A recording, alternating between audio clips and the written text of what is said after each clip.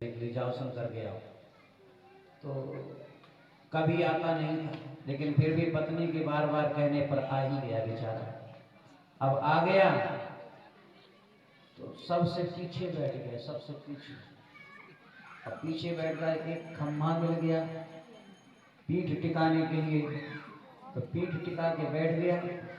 और जैसे पीठ टिका के बैठा सोई उसकी समाधि लग गई, है ना। और जैसे बाहर खड़ा था पहले, तो जजमान ने कहा ये तो कभी आता नहीं, कभी नहीं आता। तो आदर किया, आओ साहब निकल आओ, निकल आओ। आया, बैठ गया। बैठने के बाद में सो गया। सो गया तो खड़ा था तो बोले बैठ जाओ, बैठ जाओ। बैठ गया, बैठ के सो गया। और जब कथा हो गई, आरती हो गई, जयकारा हुआ, बोलो रामचंद्र भगवान की, तो जग गया। और जब जग गया तो जग के जाने लग गया। तो जजमान ने कहा जा कहाँ रहे हो भैया, प्रसाद लेते जाओ। तो प्रसाद लेकर घर आ गया। पत्नी ने कहा कथा सुने आए? बोले सुने आए। फालतू में 9 दिन खराब करती, 4 घंटा खराब करती, कथा में है ही। बोले क्यों? बोले 3 अध्याय हुए और तीनों कंठस्थ, तीनों कंठस्थ। पत्नी ने कहा हमको इतना दिन हो गया, एक चौपाई कंठस्थ नहीं हो पाई अभी तक, तुम्हें 3 अध्याय कंठस्थ? बोले हाँ कंठस्थ। सुनाओ कौन कौन से अध्याय हुए?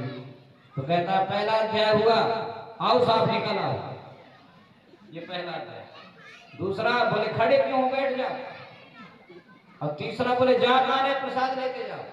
ये 3 अध्याय हुए।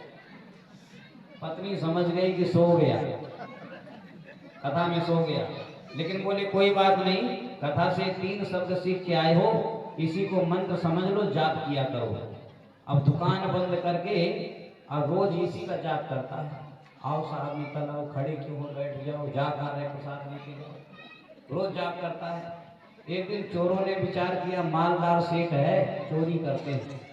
पीछे से दरवाजा तोड़ा, इसका दीवार फोड़ी, और दीवार फोड़ करके जैसे एक चोर ने झांका, इसका भजन चल रहा था, उसने जैसे चोर ने झांका बोले आओ साहब निकल आओ। चोर ने सोचा लगता है देख लिया। चोर आ गए, आकर के खड़े हो गए। दूसरा बोलता है खड़े क्यों, बैठ जाओ। चोर बैठ गए। अब बैठ गए तो एक ने कहा पक्का जी किया भागो। और जैसे भागने लगे तो बोले जा पा रहे प्रसाद लेते जाओ।